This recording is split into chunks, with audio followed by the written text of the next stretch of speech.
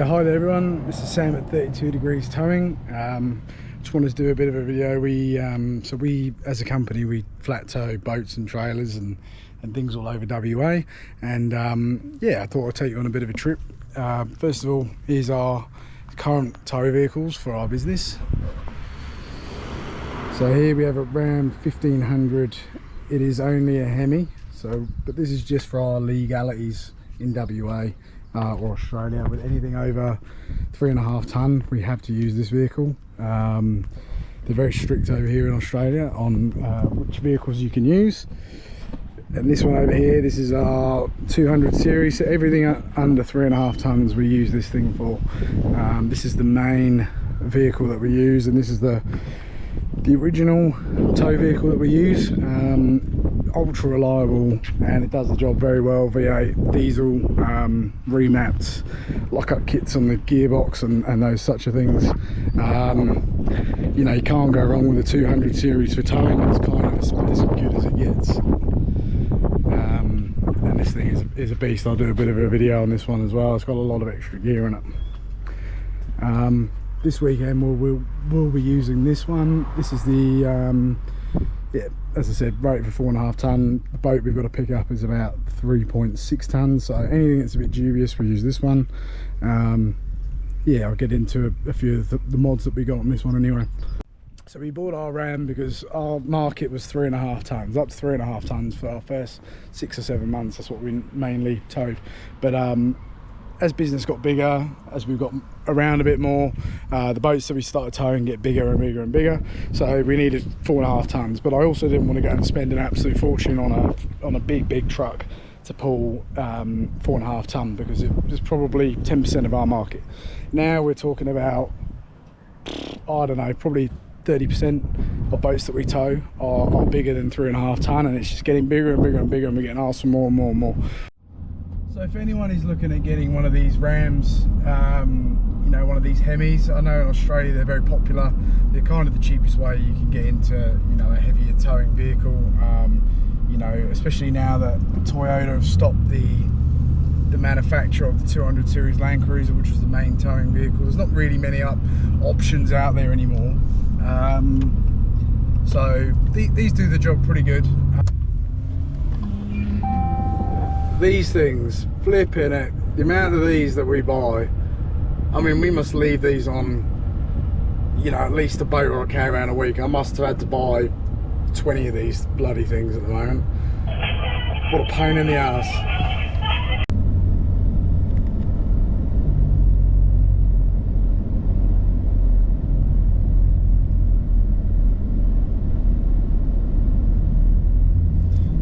Just going through the CBD now.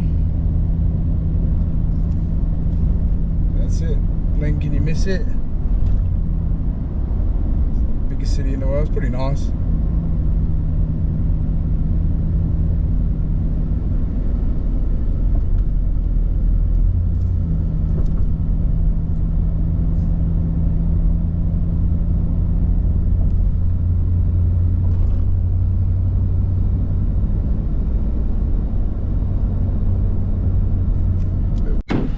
Right, so here we are, we got our boat, this big old beauty. So just make sure we've done all these checks, make sure everything's all sweet, everything's all hooked up good, charging on the breakaway. And yeah, just do our checks, make sure everything is all sweet and good to go.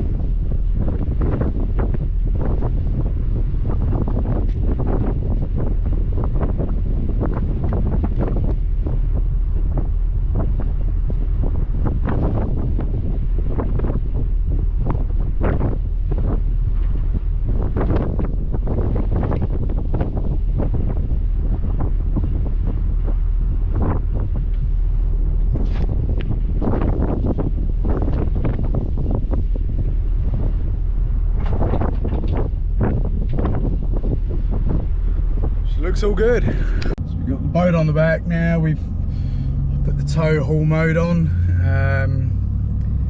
You know, we try and use tow haul mode as much as we can. It's there for a reason. Holds those gears for a bit longer. Doesn't let you slip into your top gear either. This is an oversized boat, so we are not allowed to use the freeway like we did, which is an absolute pain. It's a pretty long boat. It's about 8 meters, I think. So take some of these corners a bit wider. Yeah, she's all signed up. Oversized on the front, oversized on the back. She's 2.7, so we can drive in the dark as long as we're displaying flashing beacons, which we do have. Trailer brakes feel pretty good.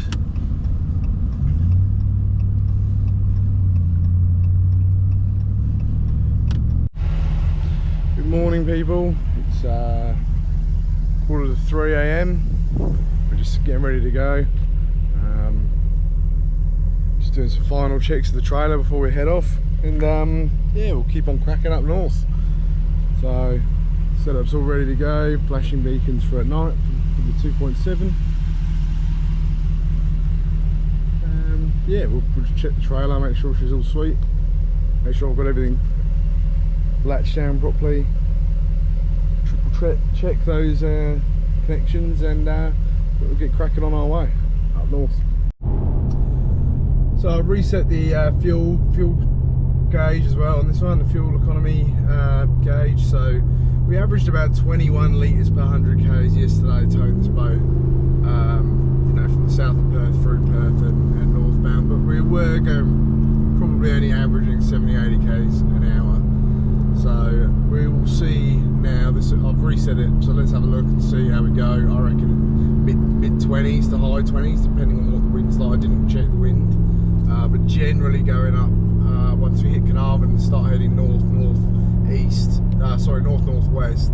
That's generally get a bit of headwind up there, so we'll keep an eye on that. But we will see how we go. We'll have to fill up after about 200 kilometres. We're pretty set on where we stop. We've done this trip enough times now. I could probably get about 400 kilometres to the tank out of this thing, towing heavy.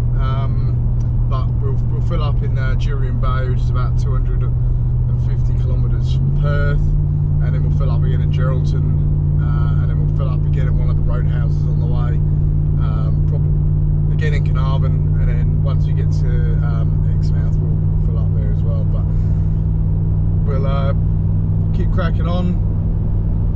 I'll show you these lights as well. The lights on here are just the factory candle lights, but I'll show you what this steady light bar does anyway. For anyone interested who is looking for a light bar, that's what I would go for. That's the brand I'd buy.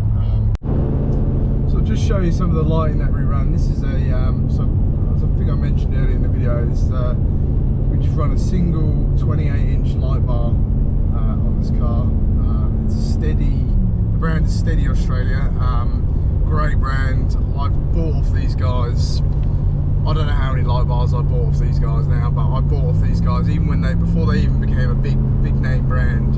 I had a couple of light bars from them back in the past, and I've just stuck to this brand. You know, they're sort of a mid-cost sort of brand, but I reckon that their light bars and driving lights are just as good as the big names. You know, you've got ARB and Nada and places, people like that. And you know, these guys are about half the cost, I reckon, maybe less. And honestly, I don't think I know anyone who's had anything bad to say about their products. I think they're great. I think they do a really good job. This is the only thing, as you can see, is the glare. You get a hell of a lot of glare off the white light of the light bar. But there's a couple of lights here. Let's just get to a darker bit. I'll show you the difference it makes having these lights. When you drive in Australia at night, especially professionally as we do, I mean, you've got to have something, because you'll realise, you'll think, how the hell did I ever drive without light bars? How the hell did I ever drive without driving lights? So this is with them on. This is at night. Normally you can't see bugger all. There you go, that's a bit better. And this car isn't even fully set up by our standards. We'd normally run a couple of driving lights, which have got a pencil beam.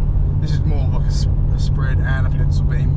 We normally run a light bar like this, plus we ran 2 spotlights as well, with the pencil beam, so we get a good kilometre sort of range of view with those lights. So this one does the job. This draws about 30 amps. This has got twin relays, twin power cables. I mean, this is one size down from the biggest one they made. I should have just got the big bugger, but I didn't in the end. You know, I bought this one here, and this one does the job. You know, at least with this car, which doesn't have a bull bar on it, which you've got to have a bull bar out when you're doing this sort of stuff. You know, you can't avoid wildlife. It's just the fact of life out here. Like, you know, you either got to dodge it or you got to hit it. So our other car with the bull bar on it, our Land Cruiser, I mean, I don't know how many kangaroos I've hit in the past. I reckon it's probably 30 odd, more, maybe more. A couple of big buggers as well. That's got a steel ARB bull bar on it, and that does the job absolutely fine. We haven't got a bar on this one yet because I knew that we were always going to be upgrading this car. They're such a big outlay, especially for these American cars. They're not made readily off the shelf. You have to get something that is specifically made for the car, and they're not cheap. Bull bars are not cheap. Australia isn't cheap, you know, so you're talking sort of $5,000 to $7,000 for a bull bar. So just doing our first check. We've been driving about 100 kilometers now, so it's always good to have a quick check, make sure everything's all right. Check everything's still connected in, everything's all plugged in, working right, all the lights are working good. Use this as a bit of an opportunity to have a feel of hubs and tyres and all those sorts of things. Just make sure there's nothing odd, you know, make sure there's no uneven wear. Signs are all good, lights all good. Yeah, they're all good.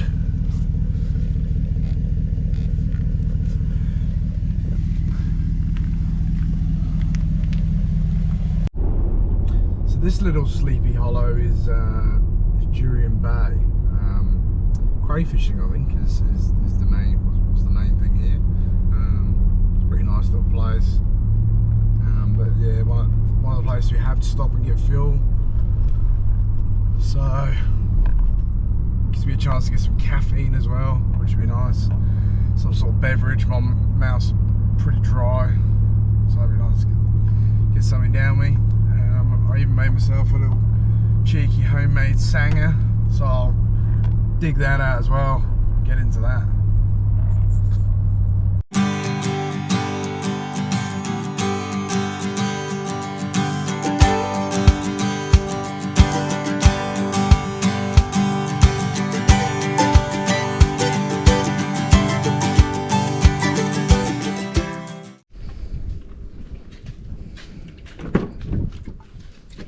Tell you what, these things are handy, these fridges. Check this in here.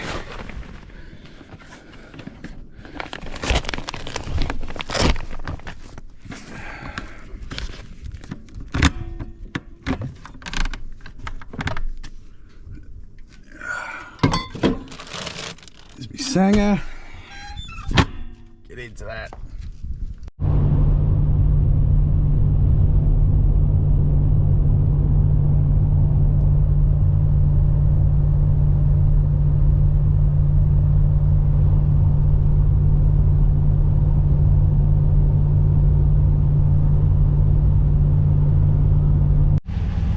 Oh, there's got to be some worse places to have breakfast though.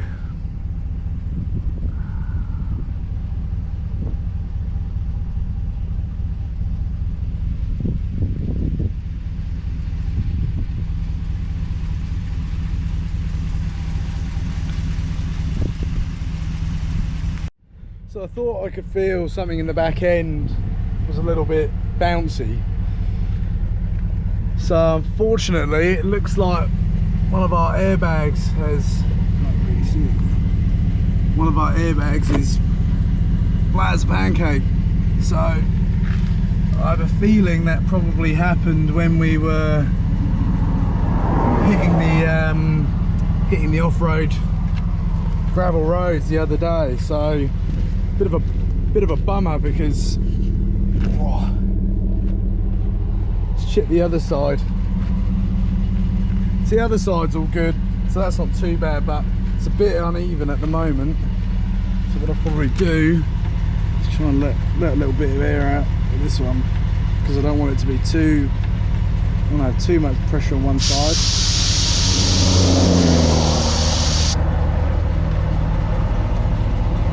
See if that levels it out a little bit better.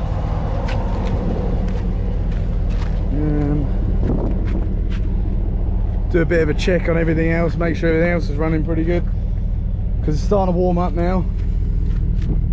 It's only what, 9 o'clock, and it's what, 35 degrees already, so good to check everything, make sure everything looks good.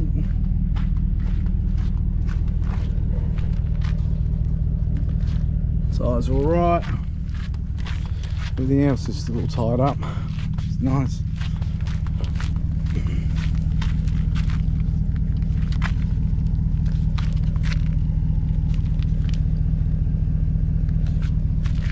She looks all right.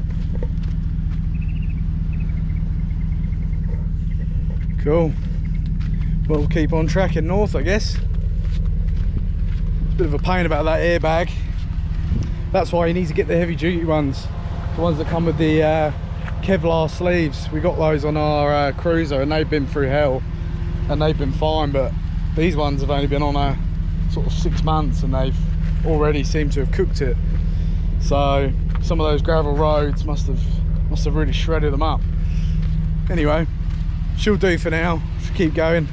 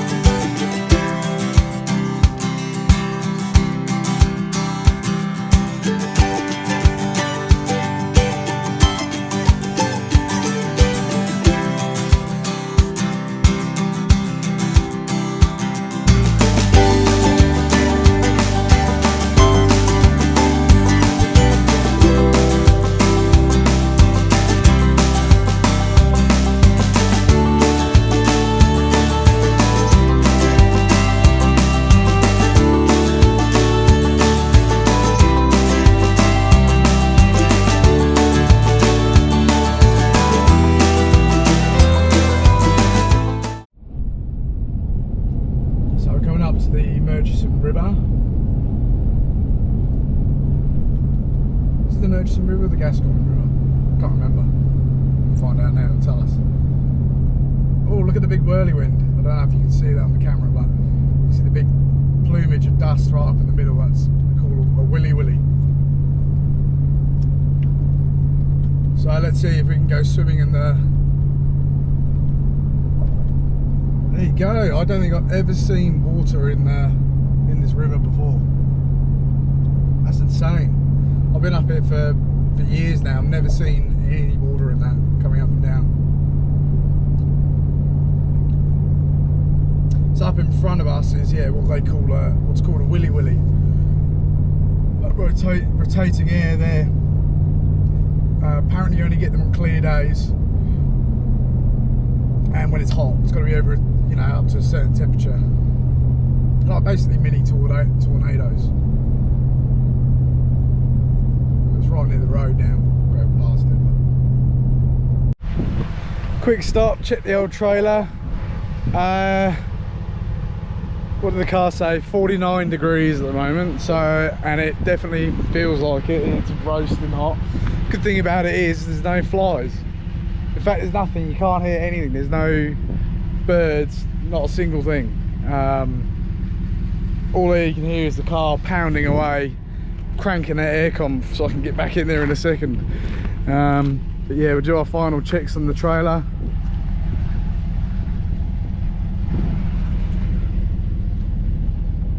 And we'll be underway.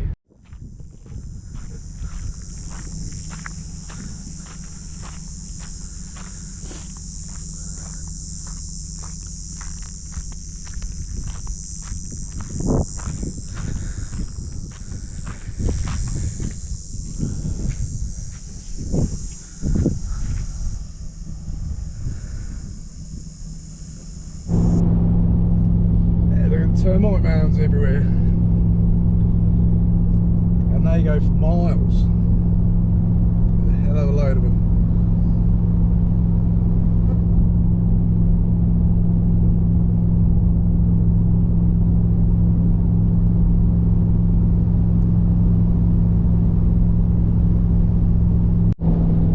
So it looks like there's a big bushfire. That'd be up at Cape Range National Park, I'd say, looking at that. But yeah, pretty decent sized fire. Smoke's blown across, probably into the town or across the highway. I don't know if you can see as well, we're right next to Learmonth RAF base at the moment, so there's actually a jet plane coming to land next to us now. So this is where they train pilots and everything here. There's also another one of these in Bullsbrook, so there's the two of them. But yeah, I don't know if you can quite see it on the left hand, there is a plane coming to land. A little propeller plane. But yeah, you can see that bushfire is pretty smoky, that one. Must be a lot of green foliage that must be burning out of that one. Yeah, so we're just going through all the smoke now. This is the problem around this way. When you get these bushfires, all the embers get blown with the wind as well. So it means that even though the main fire is all the way in the Cape Range, there's probably a couple of little spot fires near the road as well. So it doesn't smell too bad at the moment. It's going to get pretty bad in a minute, I think. This poor house here, got caravan parks right in the way. So they've closed the road there, so you can see where it's all been burning on the side of the road. Pretty decent sized fire actually. You can see the flames over there.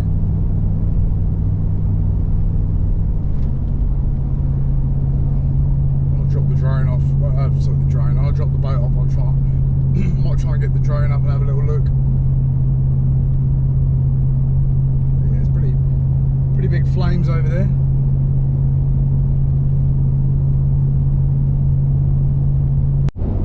So just heading out of Exmouth now. We dropped the boat off. That was all good. Down to Exmouth boat hire, and now we can head on back. We're unloaded now. If anyone wants to know, we average 25 litres per 100 k's with that boat coming up from Geraldton, which is normally the worst bit. There wasn't any headwinds today, which is very unusual, but it has been very hot as well. You know, it's not too bad. That's sitting on 100, roughly around 100 kilometres an hour as well. That's not going slow. That's getting on with it. But now we're unloaded. We can put the boot in a little bit better, and get cracking. Head down to Carnarvon for tonight. Have a bit of a break, and head back down to Perth tomorrow.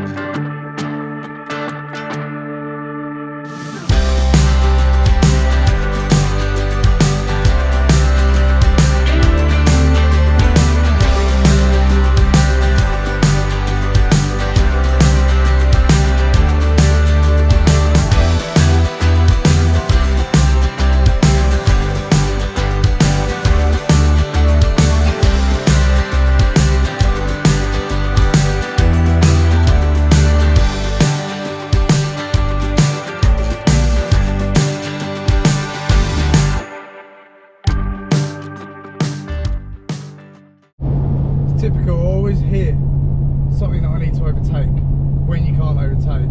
Driven half an hour, no traffic at all, dead flat. Now it gets windy and now I get stuck behind someone. It's always the way.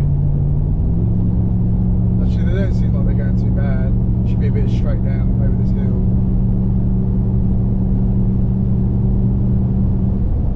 See what I mean? Hills, double lines, can't do anything. Literally can't make that up. That's clear. There we go. That's good. Come on, Hemi, kick in.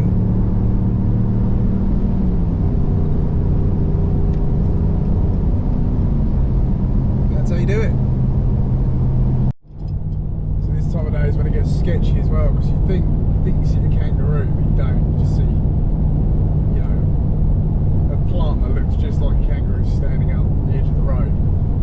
don't seem to want to jump out the road, they just want to jump into the middle of the road.